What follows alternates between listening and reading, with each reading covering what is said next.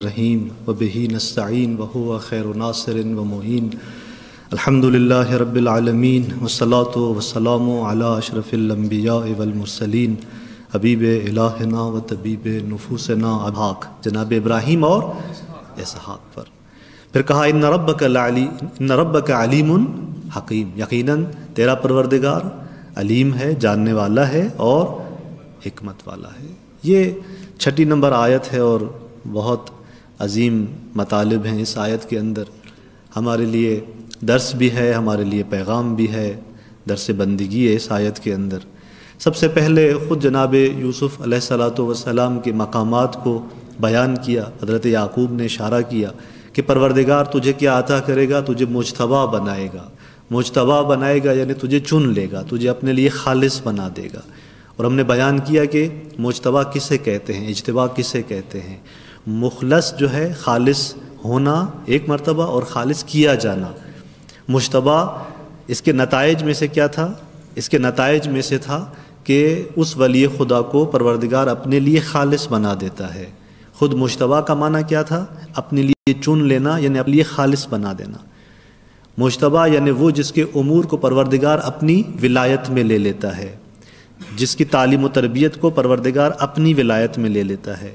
تو یہ تمام مطالب تھے جو اجتباء کے ذیل میں ہم نے بیان کیے تھے۔ اگر پوچھا جائے کہ مجتبی کسے کہتے ہیں، یہ سارے جوابات ٹھیک ہیں۔ مجتبی اسے کہتے ہیں جس کو خدا نے چن لیا ہو، مجتبی اسے کہتے ہیں جس کو خدا نے اپنے لیے خالص بنا دیا ہو، مجتبی اسے کہتے ہیں جس کے امور کو پروردگار اپنی ولایت میں لے لے، یعنی اس کی تعلیم و تربیت پروردگار متولی ہو جائے اس کے تمام امور کا۔ یہ مطالب تھے اس کے ذیل میں۔ پھر کہا تعویل احادیث کا علم پروردگار تجھے عطا کرے گا۔ تعویل احادیث کا ہم نے بیان کیا، ایک ہوتا ہے تعبیر، ایک ہوتی ہے تعویل، فرق ہے دونوں کے اندر۔ تعبیر وہ شخص، وہ ذات جو عالم بنتی ہے تعویل احادیث کا، وہ ہر چیز کی حقیقت کو آغاز سے انتہا تک، آغاز سے اختتام تک جانتی ہے۔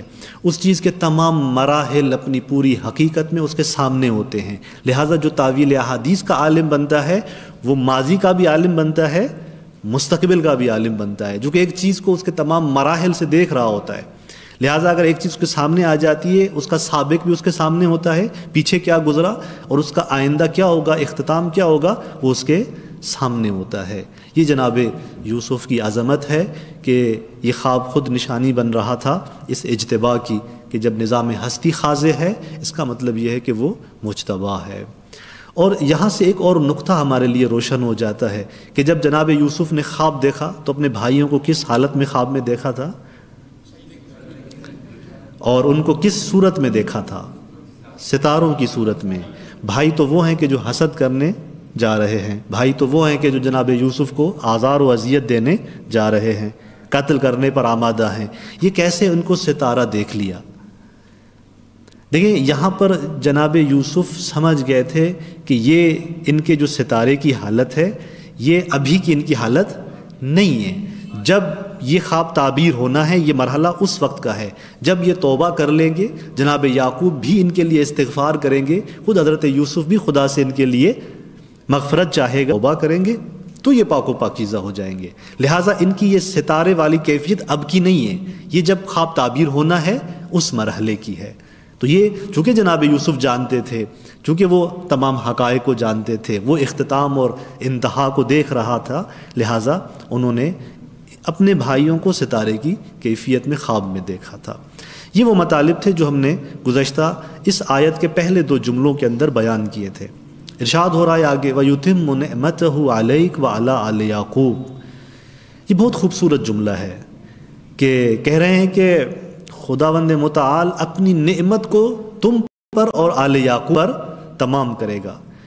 یعنی نعمت سے مراد کیا ہے؟ یہاں پر کون سی نعمت ہے؟ ظاہری نعمت بھی مراد ہے، باطنی نعمت بھی مراد ہے۔ ظاہری نعمت سے مراد کیا ہے؟ مال ہے، اولاد ہے، اس کے علاوہ جتنی بھی دنیا کے اندر خدا آپ اور ہمیں نعمتیں دیتا ہے، یہ ساری ظاہری نعمتیں ہیں۔ دنیا میں اعلیٰ ترین نعمت کون سی ہے؟ یہاں پر ولایت الہیہ کی نعمت ہے۔ ولایت الہیہ اعلیٰ ترین نعمت ہے جو جناب یوسف پر خداوند متعال تمام کرنے والا ہے، اور نعمت ہے جو جناب یوسف پر خداوند متعال تمام کرنے والا ہے۔ اور اسی طرح سے آپ دیکھیں کہ آل کا لفظ استعمال ہوا، آل یعقوب، کہ یعنی وہ نعمت تمام ہوگی حضرت یوسف پر اور یعقوب کی آل پر۔ اس آل کے اندر بھائی آ جاتے ہیں یا نہیں آتے؟ آ جاتے ہیں۔ آل وہ لفظ ہے کہ جب کسی کو کسی حضرت یعقوب کی آل سے نسبت دی جائے تو اس کا مطلب یہ ہے کہ یہ خود ایک، اور یہاں پر آپ دیکھیں کہ قرآن مجید کے اندر کہیں پہ اخوہ کا لفظ آیا، بھائیوں کے لیے اخوہ کا لفظ آیا، جیسے اگلی آیت کے اندر بھی ہے کہ لقد کان فی یوسف و اخوتہ، یوسف اور ان کے بھائیوں کے قصے میں بھائی کا لفظ استعمال ہوا۔ یہاں پہ آل ذکر ہو رہا ہے۔ آل کا لفظ جو ہے وہ مقدس لفظ ہے۔ کیوں ذکر ہو رہا ہے؟ یہ بھی کس بات کی طرف نہ ہے؟ کن پر؟ جناب یوسف پر اور آل یعقوب پر۔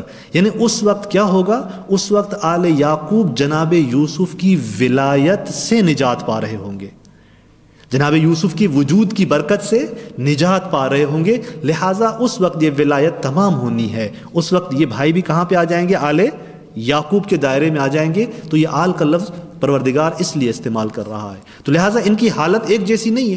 ابھی ابتدا میں حالت ٹھیک نہیں ہے، باطن پاک نہیں ہے، آخر میں جا کے باطن پاک ہو جائے گا اور وہ آل کے دائرے میں آ جائیں گے۔ تو یہ آل کے حوالے سے ایک نقطہ تھا۔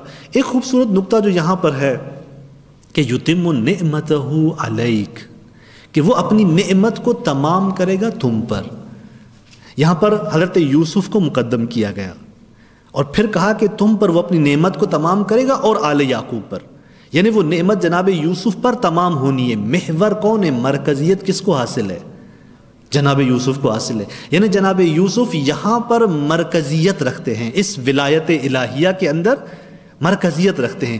وہ ولایت کا جو محور اور مرکز بننے جا رہا ہے وہ جناب یوسف علیہ الصلوۃ والسلام ہے، اور باقی جتنے بھی افراد ہیں آل یعقوب کے، اگر وہ کسی کمال کو پہنچنے ہیں تو وہ اسی جناب یوسف علیہ الصلوۃ والسلام کے بابرکت وجود کے ذریعے سے پہنچنے ہیں، ان کی ولایت کے ذریعے سے پہنچنے ہیں۔ لہٰذا ایک اور جگہ بھی اس سے بابرکت اور بالا تر شخصیت کو بھی کہیں پہ محور قرار دیا گیا تھا۔ حدیث قصہ یاد ہوگی انشاءاللہ آپ کو، وہاں پہ کیا ذکر ہوا تھا؟ ہم فاطمۃ و ابوہا و بعلہا و بنوہا۔ وہاں پر مرکزیت کس کو ملی تھی؟ جناب سیدہ سلام اللہ علیہا کو۔ اللہم صلی اللہ علیہ وسلم۔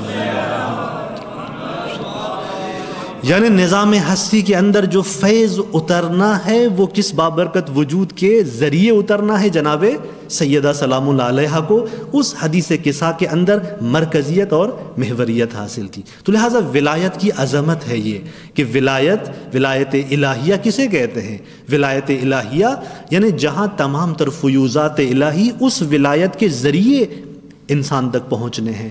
حضرت موسیٰ علیہ السلام کا قصہ ملتا ہے کہ ایک مرتبہ جناب موسیٰ علیہ السلام جا رہے تھے اور کچھ لوگ راستے میں بیٹھے ہوئے تھے، بلند آواز سے گریہ کر رہے تھے، بارگاہ الہی میں رو رہے تھے۔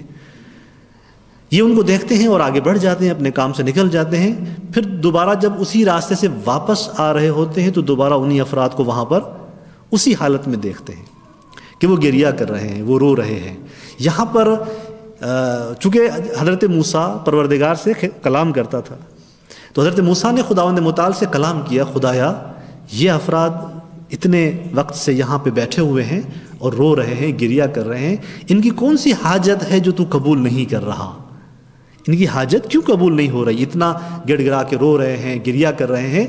تو خداوند متعال نے کیا کہا؟ اے موسیٰ، یہ جس راستے سے آ رہے ہیں وہ راستہ مجھے پسند نہیں ہے، یہ جس راستے سے آ رہے ہیں وہ راستہ مجھے پسند نہیں ہے۔ کہا میرا راستہ موسیٰ تو ہے، اگر یہ تیرے وجود کے ذریعے، تیری ولایت کے ذریعے مجھ تک آتے تو میں ان کی حاجت قبول کرتا۔ اب جس پر یہ جہاں یہ بیٹھے ہوئے ہیں یہ اگر قیامت تک اس طرح روتے رہے میں ان کی حاجت قبول نہیں کروں گا۔ تو ولایت کی عظمت دیکھیں، اگر زمان کے اندر کسی وقت کے اندر کوئی ذات ولی پروردگار ہے، کوئی ذات ولی پروردگار ہے تو تمام تر فیوزات اس ذات کے ذریعے پہنچنے ہیں۔ اور آپ مجالس میں سنتے رہتے ہیں، یہ حدیث معروف ہے، کیا کہا تھا نبی اکرم نے؟ لو ان عبدا عبد اللہ، اگر کوئی عبد ہے وہ عبادت کرتا ہے خداوند متعال کی، کتنی؟ مثل ما قام نوح فی قومہ، اس مقدار تک جتنا جناب نوح اپنی قوم میں قیام کیا، کتنی 9 سال کچھ عرصہ جناب نوح اپنی قوم میں رہے، اتنی مدت یہ شخص عبادت کرے خداوند متعال کی۔ پھر کہا وَقَانَ لَهُ مِثْلُ أُحُدٍ ذَهَبًا، اس کو سونا ہو اتنا جتنی احد کا پہاڑ اتنا اس کے پاس سونا ہو، فَأَنفَقُوا فِي سَبِيلِ اللَّهِ، وہ راہ الہی میں خرچ کر دے. پھر کہا اتنی عمر ہو کہ 1000 سال پیدل حج انجام دے. 1000 حج نہیں، 1000 سال اگر وہ حج انجام دے اور پھر صفا و مروہ کے درمیان مظلومانہ قتل ہو جائے. پھر کہا کہ اگر اس کے قلب میں ولایت امیر المومنین نہ ہو، اے علی اگر تیری ولایت اس کے قلب میں نہیں ہے، لم یشم رائحۃ الجنہ، یہ بہشت کی خوشبو تک نہیں سونگھ پائے گا. یہ کیا ہوا؟ یہ ولایت الہیہ کی عظمت ہے. اگر ایک ہستی کے اندر کسی وقت میں کوئی ولی ہے تو وہ اس عظمت کا مالک ہے. 3 لوح میرے پاس ہیں اور یہ 3 سوالات میں پوچھوں گا ہمارے جو گزشتہ درس تھے اس حوالے سے، اور جو جواب دے گا پہلے یہ لوح ہم اسے دیں گے. اور سب سے پہلا قانون یہ ہوگا کہ جس کو جواب آ رہا ہوگا وہ فقط ہاتھ اوپر کرے گا، وہ جواب نہیں دے گا. اگر کسی نے جواب دے دیا تو ہم دوسرا سوال کر دیں گے، اور اگر کسی نے جواب دیا اور غلط دیا تو پھر کوئی دوسرا صحیح جواب بتانے کی کوشش نہ کرے. پھر ہم کسی دوسرے سے سوال پوچھیں گے اور یہ لوگ اسے ہدیہ دے دیں گے. جی، سب سے پہلا سوال ہمارے پرانے درسوں کو اگر سامنے رکھیں تو جناب یوسف نے جب خواب دیکھا تھا تو وہ کس عمر میں تھے؟ جی، میں ایک مرتبہ سامنے، ایک مرتبہ اس طرف، ایک مرتبہ اس طرف سوال پوچھوں گا. جی آپ جواب دیں. 9 سال کی عمر میں تھے. درود پڑھیں اس برادر کی صحت و سلامتی کے لیے. ایک اور سوال یہاں پر کہ جب خواب دیکھا تھا تو شمس و قمر کو دیکھا تھا، اس شمس و قمر سے مراد کون ہے؟ جی آپ جواب دیں. والد اور خالہ مراد تھے. درود پڑھیں اس برادر کی سلامتی کے لیے. اور تیسرا سوال یہ ہے کہ جب یہ خواب جناب یعقوب کو بیان کیا تو جناب یعقوب نے کس چیز سے روکا اور کیوں روکا تھا؟ جی پیچھے آپ برادر جواب دیں.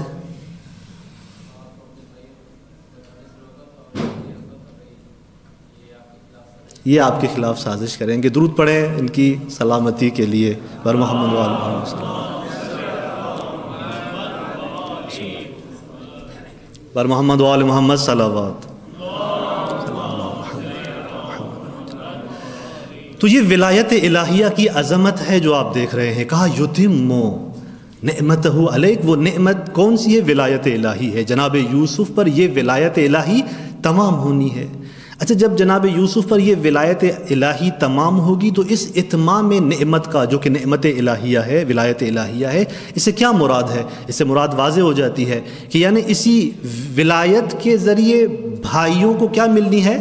نجات ملنی ہے.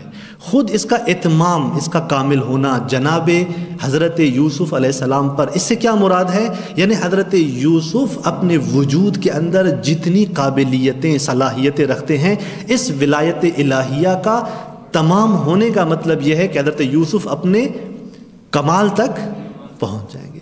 جو اس کا کمال ہے، جو اس کی صلاحیتوں کے مطابق جو اس کا مکمل اور تام کمال ہے، وہ اس کمال تک پہنچ جائیں گے.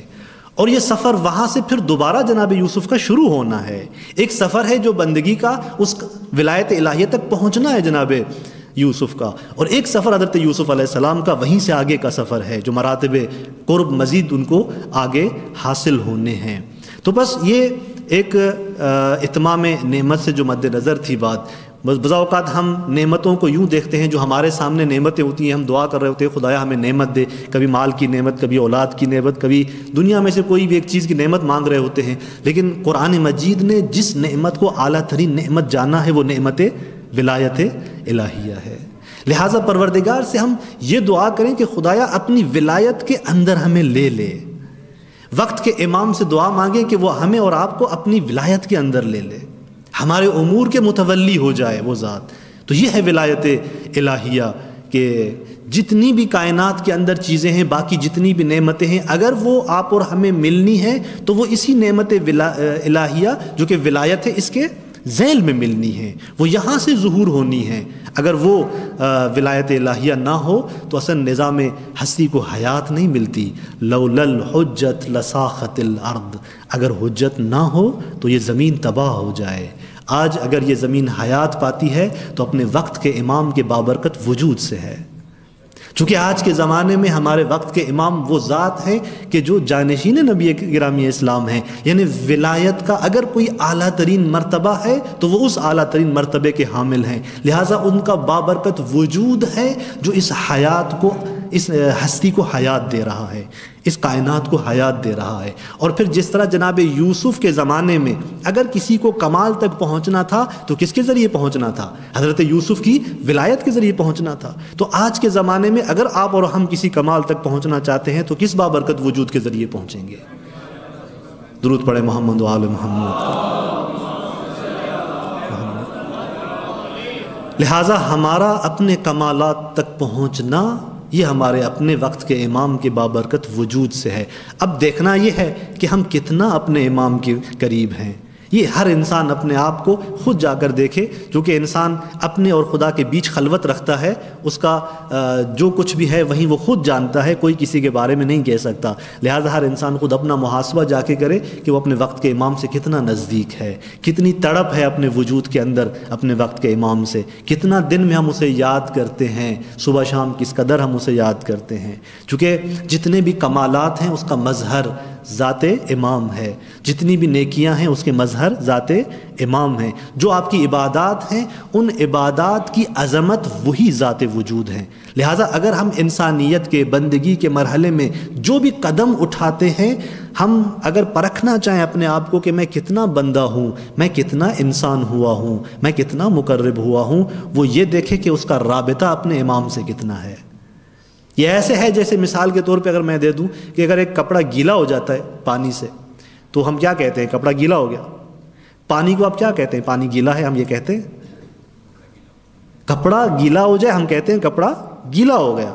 پانی کو ہم کبھی بھی نہیں کہتے ہیں یہ پانی گیلا ہے، کیوں؟ اس لیے کہ وہ اس کی ذات ہوتی ہے، گیلاپن اس کا ذات ہے۔ کبھی بھی ہم شکر کو نہیں کہتے کہ یہ میٹھی ہے، ہاں چائے کو کہہ دیں گے آپ کہ یہ میٹھی ہے، کیوں؟ اس لیے کہ شکر اس کے اندر پڑی ہوئی ہے، لیکن شکر خود اپنی ذات میں میٹھی ہے۔ امام وقت کی جو ذات ہے یہ عین انسانیت ہے، یہ عین بندگی ہے۔ آپ اور ہم اگر دیکھنا چاہتے ہیں کہ میں کتنا بندہ ہوں، میں یہ دیکھوں میں اس عین بندگی کے کتنا نزدیک ہوں، میں کتنا نزدیک ہوں اس ذات کے۔ جتنا میں نزدیک ہوں گا اتنی مقدار میں میں بندہ ہوں، اتنی مقدار میں میں اپنی ذات پروردگار کے قریب ہوں۔ تو یہ ایک محاسبہ ہے جو انسان نے خود کرنا ہے۔ یہ آیت تمام ہوتی ہے اور یہاں پر اتمام نعمت کا معنی روشن ہو جاتا ہے ہمارے لیے۔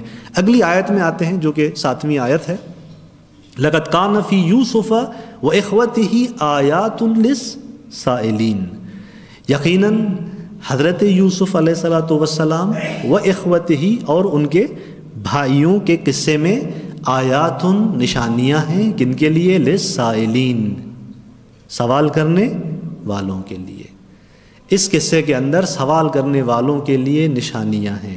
ایک مطلب ہم نے پہلے بیان کیا تھا شان نزول کے حوالے سے، اور اسی طرح یہ جو آیے شریفہ ہے یہ ہمارے لیے روشن کر رہی ہے کہ اس قصے کا، اس داستان کا فلسفہ کیا ہے، خدا اس داستان کو کیوں بیان کر رہا ہے۔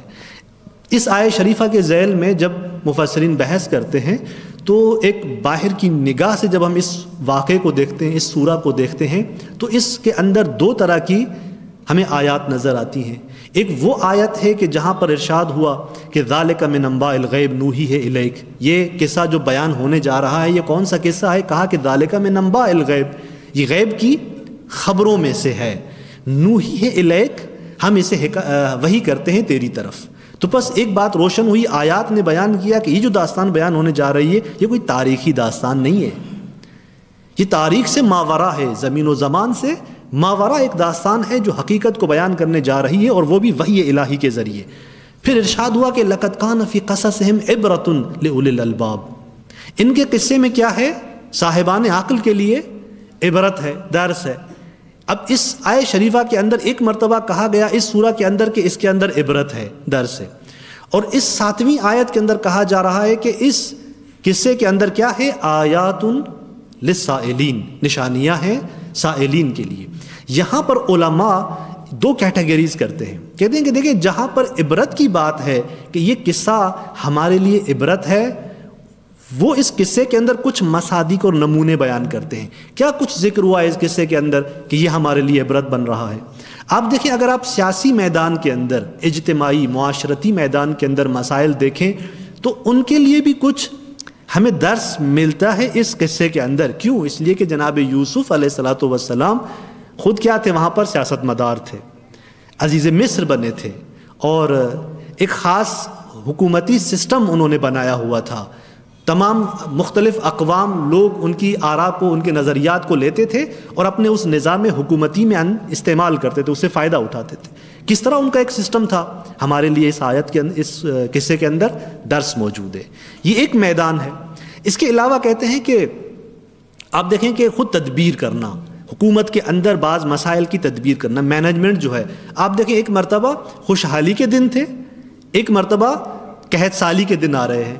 جناب یوسف علیہ الصلوۃ والسلام اپنے اس دور حکومت میں جہاں پر خوشحالی کے دن ہے، کس طرح سے تدبیر کرتے ہیں کہ ان اچھے دنوں میں کچھ اس طرح سے تدبیر کی جائے کہ برے دنوں کے لیے اس کے مسائل کو حل کیا جائے.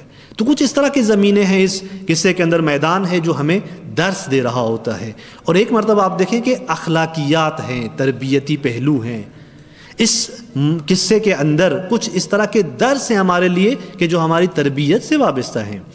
جہالت سے علم کی طرف سفر اس قصے کے اندر نظر آتا ہے. اور آپ دیکھیں علم تک کا بھی کون سا سفر؟ تعویل احادیث کا علم تک دیا گیا، تعبیر خواب کا علم تک دیا گیا. یہ کیوں ملا؟ کن مراحل کو ایک ذات طے کرتی ہے، قرب کے کن مراحل کو طے کرتی ہے کہ وہاں پہنچتی ہے جہاں پر خدا اس کو عالم بناتا ہے. یہ سفر جو ہے اس داستان ہمیں سکھاتی ہے کہ یہ آپ سفر کر سکتے ہیں. اسی طرح آپ اس کے اندر دیکھیں حسد سے کہاں جا رہا ہے سفر؟ رش کرنے کی طرف. رش کرنا اچھی بات ہے، حسد کرنا بری بیماری ہے انسان کے وجود کے اندر. لیکن اس کے مقابلے میں ہمیں کیا سکھایا جا رہا ہے کہ حسد نہ کرو. اگر کسی نعمت کو دیکھتے ہو تو وہاں پر رش کرو، خدا کی بارگاہ میں آؤ اور دیکھو اور چاہو کہ خدایا یہ نعمت جو تو نے اس کو دی ہے یہی اس کے پاس رہے، لیکن مجھے بھی عطا کر. یہ سفر جو ہے یہ ہمیں اس قصے کے اندر نظر آتا ہے اور ایک طرح سے ہمارے لیے درس عبرت ہے اس قصے کے اندر. اور اسی طرح آپ دیکھیں کہ بھائیوں کا سلوک، اور پھر بھائیوں سے جناب یوسف علیہ السلام کا سلوک کیسا رہا. یہ گھر کے اندر کی صورتحال اور معاشرتی پہلو جو گھر کے اندر اپنایا جائے، یہ قصہ ہمیں درس دے رہا ہے. بھائیوں نے کیا کیا اور جناب یوسف علیہ السلام نے کیسا رویہ رکھا. ہم اپنی زندگی میں جا کر ملاحظہ کریں، آیا ہم اس طرح چلتے ہیں اپنے بھائیوں کے ساتھ؟ ہم کیسے رویہ رکھتے ہیں، کیسے برتاؤ کرتے ہیں؟ یہاں پر آخری لمحے میں جناب یوسف ایک ولی کے عنوان سے ہر مرتبے میں، ہر لمحے میں کوشش کر رہے ہیں کہ یہ بھائی نجات پائیں. ہر لمحے میں یہ چاہ رہے ہیں کہ ان کے بھائی نجات پائیں. ان کی کوشش یہی ہے، لہٰذا نصیحتیں کرنے آتے ہیں بعض جگہوں پر ان کو. تو یہ دیکھیں یہ ایک رویہ ہے، یہ درس دے رہا ہے ہمیں. یا ایک درس اس کے اندر صبر و استقامت کا ہے. عبرت ہے ہمارے لیے یہ قصہ صبر و استقامت میں کہ کس طرح سے جناب یوسف کو کنویں میں ڈالا گیا اور وہاں سے نکالا گیا، پھر کس طرح سے قصر میں آئے. جب قصر میں آئے تو بظاہر ایک اچھی زندگی گزری، لیکن دوبارہ زندان میں ڈالے گئے. تو یہ جو مراحل آ رہے ہیں جناب یوسف پہ، کیا دکھا رہے ہیں جناب یوسف؟ صبر و استقامت. آپ اور ہم پہ مصیبت آ جاتی ہے تو ہم کس طرح سے اس مصیبت کو دیکھتے ہیں؟ ہم اس مصیبت کو، جو پروردگار کبھی انسان کو کسی مبتلا کرتا ہے مصیبت میں، یہ اس کے کسی کمال تک پہنچنے کے لیے ہوتا ہے. حکمت سے خالی وہ مصیبت نہیں ہوتی. لیکن ہم صبر و استقامت نہیں کرتے. نتیجہ کیا ہوتا ہے؟ نتیجہ یہ ہوتا ہے کہ وہ مصیبت جو ہمیں کسی کمال تک پہنچانے آئی تھی ہمارے لیے ایک عذاب بن جاتی ہے، ہم اس کو خراب کر دیتے ہیں. کائنات کے اندر سب سے بڑی مصیبت کہاں ہے؟ کہاں ہے سب سے بڑی مصیبت؟ کربلا کے اندر. جناب آدم سے لے کے ہر نبی کو کس مصیبت کا ذکر کیا گیا؟ کربلا کا ذکر کیا گیا. یعنی عظیم ترین اگر مصیبت آنی تھی پیچھے جناب آدم علیہ السلام سے لے کر تذکرہ اگر ہوا تو کس مصیبت کا تھا؟ کربلا کا تھا. یہاں تک کہ جناب زکریا نے جب سنا کہ آخری نبی پہ مصیبت آنی ہے ان کے نواسوں کے ذریعے، اور وہ اتنا مغموم ہوئے کہ بارگاہ الہی میں عرض کیا خدایا مجھے بھی ایک بیٹا دے اور وہ اس طرح بڑا ہو جائے، پھر وہ مجھ سے تو لے لے تاکہ میں وہ درد محسوس کر سکوں جو آخری نبی پر آنا ہے.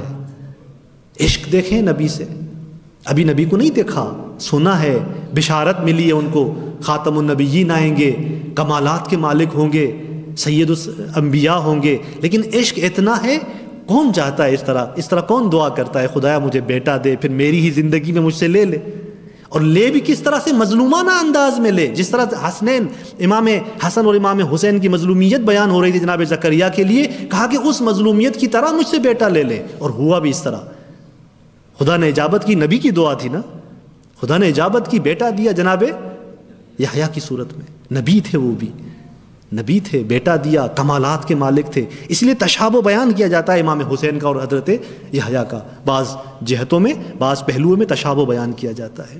تو وہ اس قدر مصیبت خود مانگ رہے ہیں، کیوں؟ کسی کی عشق میں، کسی کی محبت میں وہ درد احساس کر سکے۔ تو لہٰذا مصائب اگر انبیاء پر آتے ہیں، سب سے بڑی مصیبت کربلا ہے۔ نبی مکرم اسلام صلی اللہ علیہ وآلہ وسلم اپنے نواسے امام حسین علیہ الصلوۃ والسلام کو فرماتے ہیں کہ بیٹا تو نے یہ راہ طے کرنی ہے، یہ سفر تو نے کرنا ہے۔ کیوں؟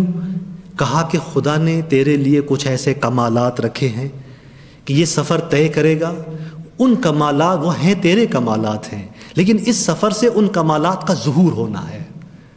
دیکھیں آپ اور ہمیں کوئی مصیبت آتی ہے تو کمال کا اضافہ ہوتا ہے، ہم اس مصیبت کے ذریعے اس کمال تک پہنچتے ہیں، لیکن ایک ولی امام حسین کی صورت میں وہ ذات ہے، کمالات خدا نے دیے ہیں، لیکن ان کمالات کا خدا چاہتا ہے اظہار ہو۔ ان اظہار کے لیے پیغمبر نے کہا کہ اس راستے کو طے کرنا ہے آپ نے۔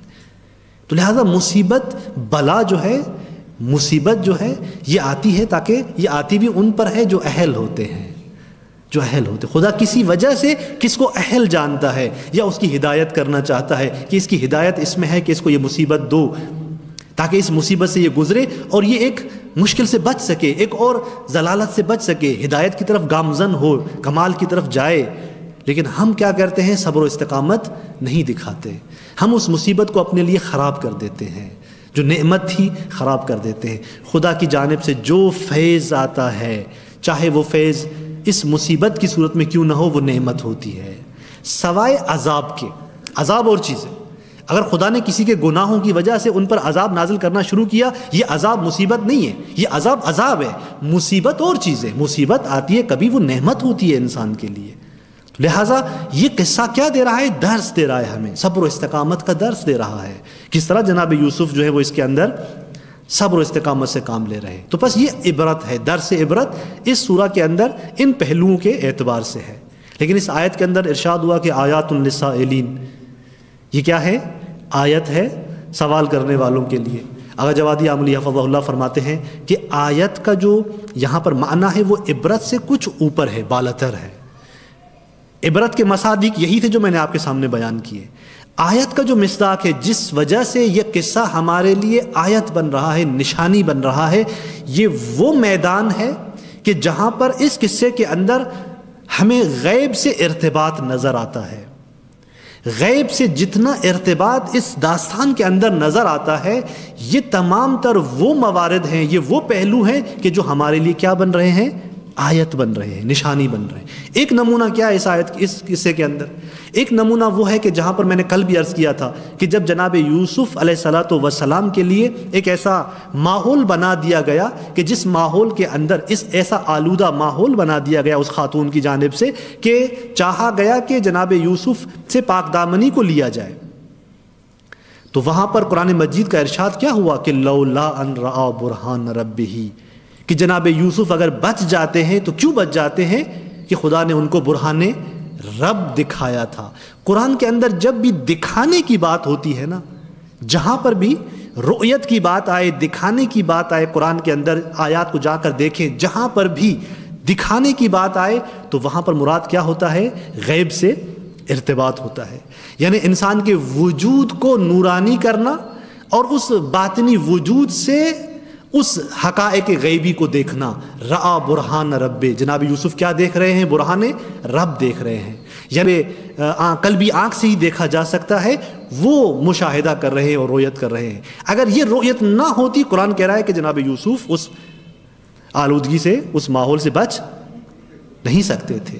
تو یہ آقا فرماتے ہیں کہ یہاں پر یہ جو ایک مصداق ہے کہ جہاں پر جناب یوسف کا ارتباط کہاں ہو رہا ہے؟ غیب سے ہو رہا ہے۔ جناب یوسف کا ارتباط اس مادی جہان سے اوپر کے جہان سے ہو رہا ہے۔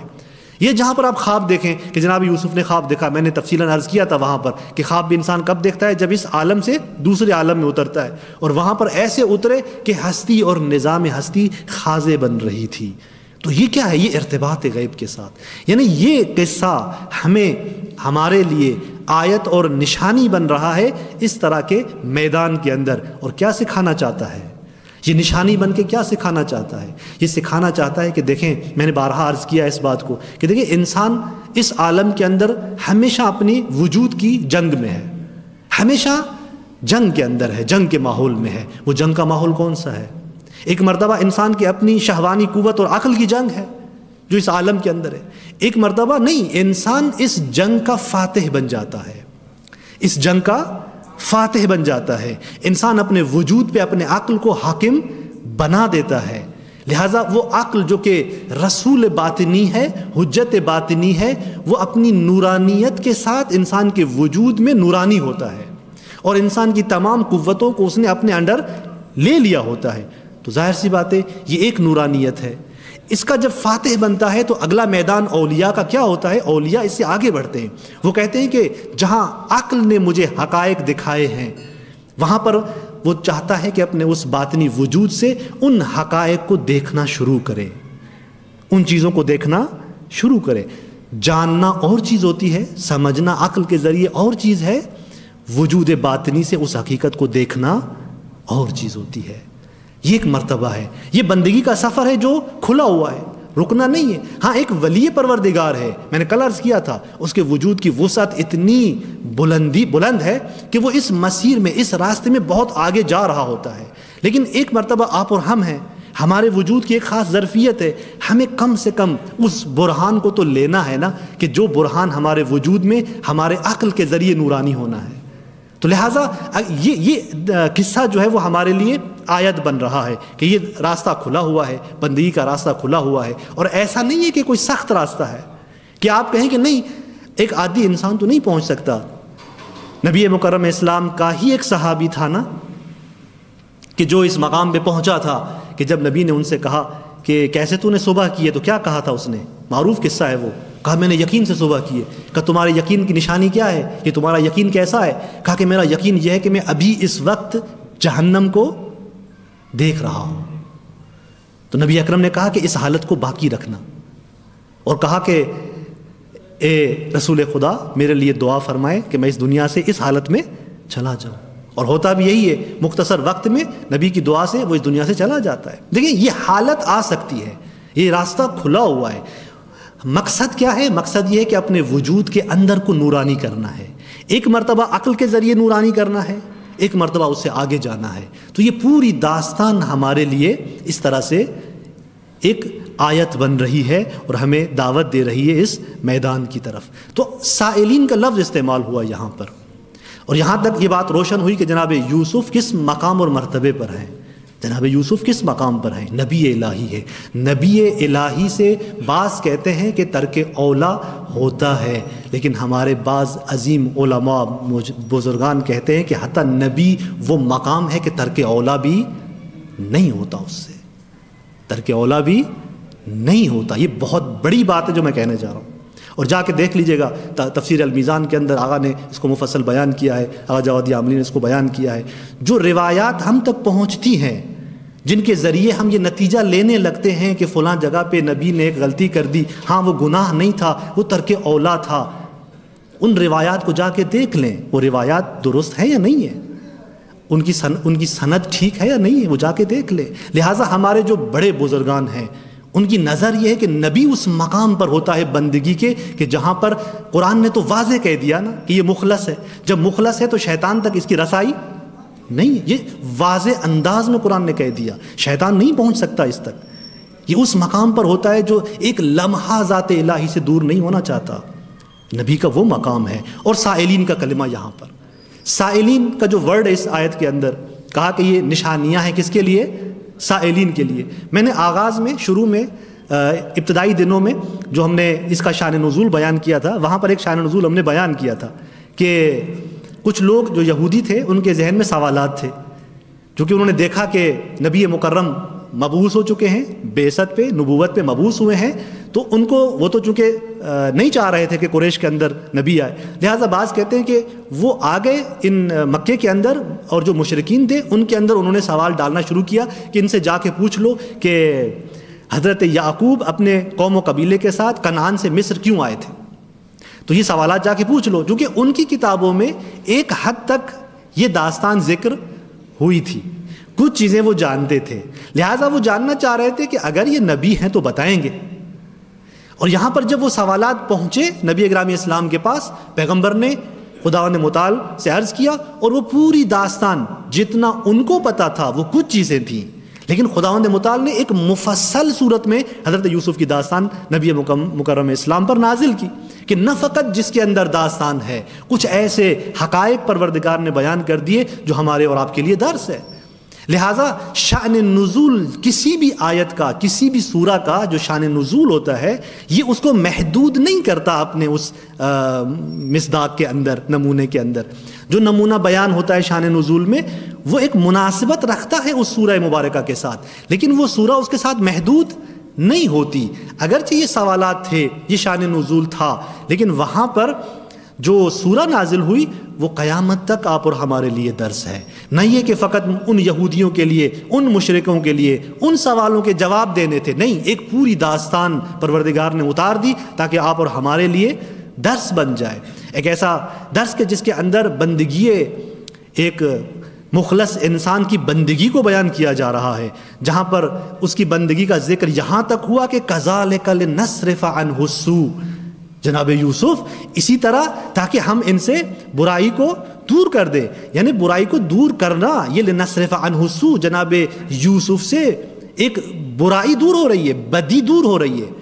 روایات میں آپ سنتے ہیں کہ النظر سہم مسموم من سہام ابلیس، کہ نامحرم کی طرف نگاہ کیا ہوتی ہے؟ ابلیس کے زہر آلود نگاہوں میں سے ایک، یہ ایک نمونہ ہے، بزرگان فرماتے ہیں روایات کے اندر، یہ ایک نمونہ ہے۔ ہر گناہ ابلیس کے ان زہر آلود تیروں میں سے ایک تیر ہے، ہر گناہ اس طرح سے ہے، نہ فقط ایک نامحرم کی طرف اٹھنے والی نگاہ، اور جو ذات شیطان کے ان تیروں سے نکل جاتی ہے، کبھی آپ دیکھتے ہیں نا کہ آپ تیر ماریں دشمن کو، وہ تیر وہاں تک پہنچتا ہی نہیں ہے، یعنی وہ آپ کے دائرے سے اتنا دور ہو جاتا ہے کہ آپ کا تیر مارنا اس تک نہیں پہنچتا، اتنا وہ دور نکل گیا۔ یہ جناب یوسف کی بندگی کا عالم ہے کہ فرماتے ہیں کہ کذالک لنصرف عنہ السوء ورفعناہ مکانا علیہ، ہم نے اس کو رفعت عطا کی، ایک بلند مکان، عظمت کی، یا کہا کہ یرفع اللہ الذین آمنوا منکم والذین اوتوا العلم درجات، کہ جو تم میں سے ایمان لاتے ہیں ہم انہیں درجات کے اعتبار سے رفعت عطا کرتے ہیں۔ بزرگان فرماتے ہیں کہ جن جن کو خدا یہ رفعت عطا کرتا ہے، جو اس رفعت کے دائرے میں آتے ہیں، اس رفعت کے دائرے میں آ کر اتنا بلند ہو جاتے ہیں کہ شیطان کا وہ تیر ان تک پہنچ نہیں سکتا، وہ شیطان کے تیر سے بچنے لگتے ہیں۔ تو یہ اس سائلین کا وہ شان نزول تھا یہودیوں کے سوال کی صورت میں جو ہم نے بیان کیا تھا۔ لیکن یہ کلمہ سائلین ایک اور سمت بھی ہمیں لے کے جا رہا ہے کہ سوال کی بھی ایک اہمیت ہے، سوال کی بھی ایک اہمیت ہے۔ اگر کسی کی زندگی میں سوال ہے ہی نہیں تو یہی داستان آیت ہی نہیں بنے گی۔ ایک مرتبہ سائلین سے مراد وہ یہودی تھے، لیکن میں نے عرض کیا کہ سورہ شان نزول میں بند نہیں ہوتا، بزرگان فرماتے ہیں کہ یہ تمام سائلین کے لیے آیات ہے، نشانی ہے۔ جب تمام سائلین کے لیے نشانی ہے، آیا ہمارے وجود کے اندر کوئی سوال ہے؟ سوال بتاتا ہے کہ آپ کوئی چیز طلب کر رہے ہیں، جب انسان طلب کرتا ہے تو بڑھتا ہے آگے، جب سوال ہی نہیں ہوگا تو طلب بھی نہیں ہوگی، جب طلب ہی نہیں ہوگی تو بڑھنا بھی نہیں ہوگا، لہٰذا انسان رشد ہی نہیں کر پائے گا، کمال کی طرف ہی نہیں بڑھ پائے گا۔ امام جعفر صادق علیہ الصلوۃ والسلام فرماتے ہیں کہ انما یہلک الناس لانہم لا یسألون، لوگ ہلاک ہوتے ہیں کیوں؟ اس لیے کہ وہ سوال نہیں کرتے۔ مسائل شرعی ہیں، مجھے، میں حیا کر رہا ہوں کیسے پوچھوں مولانا صاحب سے، شرعی مسائل مشکل ہے میرے ساتھ، مسئلہ نہیں پوچھ رہا۔ زندگی کے روزمرہ اور مسائل ہیں، میرے گھر کے اندر مشکلات ہیں، نہیں پوچھ رہا مولانا صاحب سے، کسی ماہر دوسرے سے نہیں پوچھ رہا کہ جو مسائل سے آگاہ ہوتا ہے اس فیلڈ کے اندر۔ دیکھیں اگر ہم سوال نہیں کریں گے تو یہ ہماری ہلاکت کا باعث ہے، بلکہ لہٰذا کہا گیا ہے کہ یا ابراہیم سل، اے ابراہیم سوال کر، لا تستنکف ولا تستحیی، اس میں عار محسوس نہ کر، حیا نہ کر، فإن هذا العلم لا يتعلمه مستكبر ولا مستحیی، یہ جو علم ہے پروردگار کہتا ہے کہ اس علم کو وہ جو غرور کرتا ہے سوال نہیں کرتا وہ حاصل نہیں کر پائے گا، وہ جو حیا کرتا ہے سوال نہیں کرے گا وہ بھی اس علم کو حاصل نہیں کرتا۔ قرآن مجید میں آپ جا کے دیکھیں کتنی آیات کے اندر یسألونک یسألونا، یعنی اس طرح کے تعبیرات، اس طرح کے جملے کتنا قرآن مجید کے اندر تکرار ہو رہا ہے۔ یسألونک عن الخمر والمیسر، کہاں کہیں پہ آیا کہ یسألونک عن الیتامی، کہ وہ تم سے یتیموں کے بارے میں سوال کرتے ہیں، قل آپ کہہ دیجئے، وہ آپ سے شراب اور جوا کے بارے میں سوال کرتے ہیں، قل آپ کہہ دیجئے۔ یعنی دیکھیں سوال و جواب کی جو یہ کلچر ہے قرآن نے کس طرح اس کو آیات کے اندر ڈھالا ہوا ہے، بتا رہا ہے کہ سوال کریں۔ سوال کرنے سے کیا ہوتا ہے؟ سوال کرنے سے انسان علم تک پہنچتا ہے، لیکن سوال کرنے کا بھی طریقہ ہونا چاہیے۔ ایک مرتبہ کہا السؤال نصف العلم، سوال کیا ہے؟ آدھا علم ہے۔ ایک مرتبہ معصوم نے کہا کہ حسن السؤال نصف العلم، سوال کرنا نہیں، سوال کے ساتھ ساتھ اچھا سوال کرنا، صحیح سے سوال کرنا، سوال کی خوبصورتی نصف علم ہے۔ کبھی کبھار کیا ہوتے ہیں، ہم کسی کو تنگ کرنے کے لیے سوال کرتے ہیں، ایسا ہوتا ہے کہ نہیں ہوتا؟ ایک انسان جان رہا ہوتا ہے چیزوں کو، وہ کسی کے پاس جاتا ہے سوال کرنے، اس کو پرکھنے کے لیے، میں دیکھوں کہ یہ عالم ہے کہ نہیں ہے۔ کہا کہ اذا سألت فاسأل تفقہا، امام فرماتے ہیں کہ اگر سوال تو نے کیا ہے تو فاسأل، سوال کرنا چاہتے ہو تو سوال کرو، تفقہا سمجھنے کے لیے، ولا تسأل تعننا، تنگ کرنے کے لیے، کسی کو مشکل میں ڈالنے کے لیے سوال مت کر۔ حتیٰ اگر میں سمجھتا ہوں کہ یہ جواب نہیں دے پائے گا، مجھے سوال کرنا چاہیے، نہیں کرنا چاہیے، اس کو مشکل میں ڈال دوں گا میں۔ ہاں سوال اچھا کرو، جس سے کرو وہ عالم تر ہو۔ سوال ہی انسان کو رشد دیتا ہے۔ ایک خوبصورت حدیث آج ہی میرے مطالعے میں گزری، بڑی خوبصورت حدیث ہے کہ پیغمبر گرامی اسلام صلی اللہ علیہ وآلہ وسلم فرماتے ہیں العلم خزائن، علم کیا ہے؟ خزانے ہیں، علم کو حیثیت خزانوں کی ہے۔ وَمَفَاتِيحُهُ السُّؤَالُ، اس کی چابیاں کیا ہیں؟ سوال، سوال علم کی چابی ہے۔ علم لینا چاہتے ہو، چابی اپنے ہاتھ میں لو جو کہ سوال ہے۔ لہذا وہ عالم شکایت کرے گا بارگاہ الہی میں جو آپ کے محلے میں، آپ کے منطقے میں، آپ کے شہر میں رہتا ہے اور آپ نے کبھی ان کے پاس جا کے علم حاصل نہیں کیا، تو بس چابی ہاتھ میں لو اور خزائن لو۔ فَاسْأَلُوا رَحِمَكُمُ اللَّهُ، سوال کرو خدا تم پر رحمت نازل کرے۔ ایک مرتبہ امام دعا کرتے ہیں خدا تم پر رحمت نازل کرے، یہ دعا کر کے کہتے ہیں فَاسْأَلُوا، سوال کرو۔ فَإِنَّهُ يُؤْجَرُ أَرْبَعَةٌ، ایک شخص کے سوال کرنے سے 4 لوگ فائدہ اٹھاتے ہیں، 4 لوگوں کو ثواب ملتا ہے۔ پہلا سوال کرنے والا، دوسرا شخص والمتکلم، بولنے والا جو اس کو جواب دے رہا ہوگا، تیسرا شخص والمستمع، جو سننے والا ہے، اور چوتھا عجیب ہے کہا والمنے والا ہے، اور چوتھا عجیب ہے کہا والمحب لہم، محب لہم۔ وہ اب شروع ہونے ہیں یہاں سے، اور اس اگلی وہ اب شروع ہونے ہیں یہاں سے، اور اس اگلی آیت میں جو 8ویں آیت میں جو 8ویں نمبر آیت ہے، یوں ارشاد ہوا اذ قالوا نمبر آیت ہے، یوں ارشاد ہوا اذ قالوا لیوسف واخوہ احب الی ابینا۔ کیا کہا انہوں نے؟ اذ قالوا، جب انہوں نے کہا، لیوسف واخوہ، جب انہوں نے کہا لیوسف واخوہ، حضرت یوسف علیہ السلام و اخوہ، اور ان کے بھائی، احب الی ابینا منا، ہمارے باپ کی نسبت زیادہ محبوب ہیں، منا، ہماری نسبت، ہماری نسبت سے یہ ہمارے باپ کی طرف کیا ہے؟ زیادہ محبوب، سے یہ ہمارے باپ کی طرف کیا ہے؟ زیادہ محبوب ہیں، محبوب ہے، جبکہ ہم عصبہ ہیں۔ ہونا کیا چاہیے ان کے مطابق؟ ہم محبوب ہونے چاہیے، نہ یہ۔ اب یہاں پہ سوال اٹھتا ہے کہ آیا واقعاً حضرت یوسف محبوب تھے؟ میں نے کچھ اشارات کر دیے تھے پہلے، کیوں محبوب تھے؟ ایک حد تک میں نے راز بیان کر دیا تھا، انشاءاللہ کل اسی کی تفصیل بیان کریں گے کہ کیوں محبوب ہے جناب یوسف اپنے والد گرامی کے پاس، اور پھر یہ کہ ہم ہونے چاہیے، کیوں کہہ رہے ہیں یہ؟ اور ناز کس چیز پر ہے؟ اپنی جسمانی قوت اور طاقت پر۔ یہ ایک بہت بڑا درس ہے اس آیت کے اندر کہ ہم نے کس چیز کو معیار بنا دیا؟ اپنی جسمانی اور بدنی قوت اور طاقت کو۔ جب بھی کسی نے اپنی جسمانی قوت کو اپنا معیار بنا دیا، اس کے وجود میں تکبر اور غرور اترنے لگتا ہے۔